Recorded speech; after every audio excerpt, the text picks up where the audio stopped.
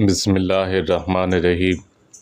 حضرت جابر بن عبداللہ انصاری رضی اللہ تعالیٰ عنہما بیان کرتے ہیں، رسول اللہ صلی اللہ علیہ وسلم نے ذوالحلیفہ سے حرام باندھا۔ جب آپ صلی اللہ علیہ وسلم سواری کو لے کر سیدھی کھڑی ہو گئی۔ ابراہیم ابن موسیٰ کی یہ حدیث ابن عباس اور حضرت انس رضی اللہ تعالیٰ عنہ سے مروی ہے۔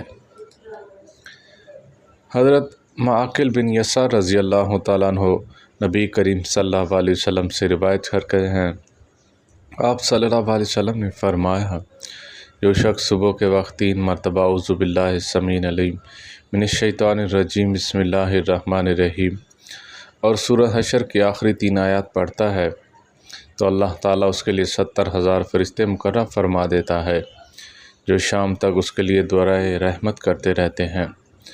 اگر وہ اسی روز فوت ہو جائے تو شہادت کی موت مرتا ہے، اور جو شخص شام کے وقت انہیں پڑھتا ہے اسے بھی یہی منزلت و فضیلت حاصل ہوتی ہے۔ اللہ تعالی ہم سب کو 3 مرتبہ یہ سورت پڑھنے کی توفیق عطا فرمائے۔ وآخر دعوانا ان الحمد للہ رب العالمین۔